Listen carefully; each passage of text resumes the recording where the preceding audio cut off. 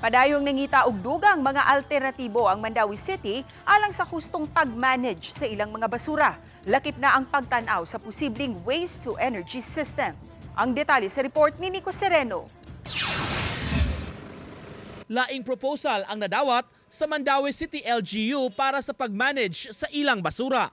Matod ni City Administrator Attorney Gonzalo Maligon, usa kini ka waste-to-energy company nga nag-operate sa Lapu-Lapu City. Apan tan-awon pa nila kung makaya makahasab ang volume sa basura nga mahipos sa dakbayan. Magbutang og facility diri sa Mandawi. But that's why unya nana kung makikita mi dito sa Lapu-Lapu kung it's working good. Una pa mo ingon nga sige, tanaw na to Mandawi, pwede ba ni?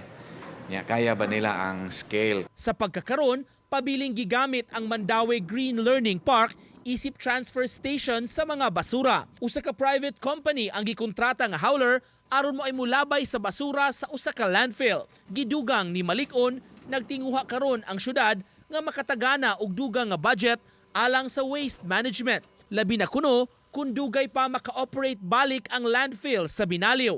Maong posibleng ipaagi sa supplemental budget. Ang punto lang sa mayor karon is open gid siya for proposals ba unsay mga bag-ong technology kay di man gud ka siguro sa Binaliw kung unsay sustainability ana or bisag ang konsolasyon, diba, kay ang sanitary landfill na mga siya lifespan. Uban ni Godfrey Relien, Nico Sereno,